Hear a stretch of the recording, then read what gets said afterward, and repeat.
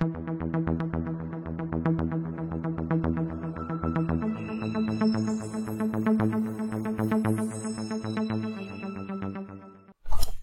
à tous et bienvenue dans cette nouvelle vidéo qui sera consacrée à l'analyse des données avec Power Query. Aujourd'hui, nous allons découvrir une autre option du Power Query, à savoir le filtrage des données. Donc pour cela, nous allons commencer par aller chercher à nouveau nos données, donc toujours à partir d'un classeur Excel. Je vais dans, voilà, champ,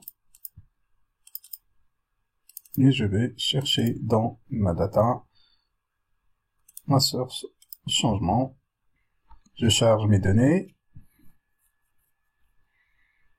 mon éditeur, je sélectionne ma table de vente,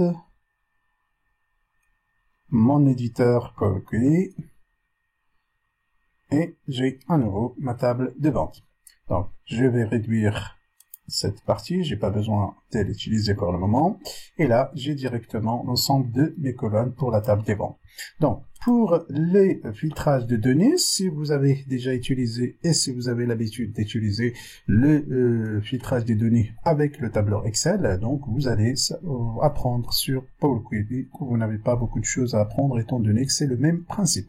Donc, je prends à nouveau ma colonne, la deuxième colonne sur ma table de vente, secteur d'activité, et à partir de la petite fléchette à côté, je clique juste sur dessus et j'ai directement les mêmes options que j'ai sur Excel. Donc je peux à partir de là sélectionner tout, soit cocher juste par exemple le secteur de banque. Et là, j'ai tout simplement l'ensemble de mes lignes qui correspondent au secteur d'activité vente qui se sont sélectionnées.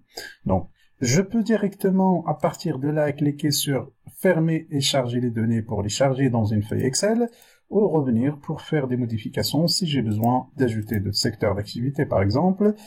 Voilà, sélectionnez assurance et banque, et vous l'avez constaté que j'ai les lignes qui correspondent à ces deux secteurs d'activité. Donc, à partir de là, je peux annuler ce que je viens de faire, effacer les filtres, et j'ai de nouveau l'ensemble de mes lignes. Je peux filtrer que sur des colonnes vides, ou plutôt des lignes vides, et je constate que j'ai deux lignes vides, ou je peux faire le contraire, sélectionner deux, et voilà, éliminer les lignes vides. Donc à partir de là, je peux à nouveau annuler. Deuxième option pour les filtres, c'est le filtrage avancé, donc filtre textuel. Je peux à partir de là sélectionner une option sur cette liste-là. Donc je peux par exemple tout simplement cliquer sur égal à 1. Et là, j'ai un pop-up ou une fenêtre qui va s'afficher. Donc je peux à partir de là juste taper.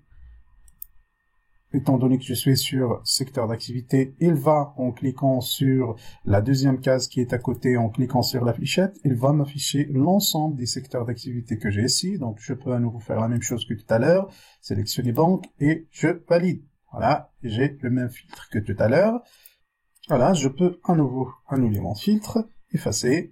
Donc, pareil, à nouveau sur filtre textuel, n'est pas égal. Donc, la même chose, je peux à partir de là, sélectionner et différent. Je peux à nouveau, par exemple, désélectionner les lignes égales à 0. Voilà, donc vous allez constater que je n'ai plus les deux lignes qui sont nulles. Voilà, à nouveau, annuler. Voilà ce qu'on peut voir avec le filtrage des données avec Power Query. J'espère que ça vous a plu. Si c'est le cas, n'hésitez pas de vous abonner, partager et liker. Pour le moment, je vous souhaite passer une agréable journée et à bientôt.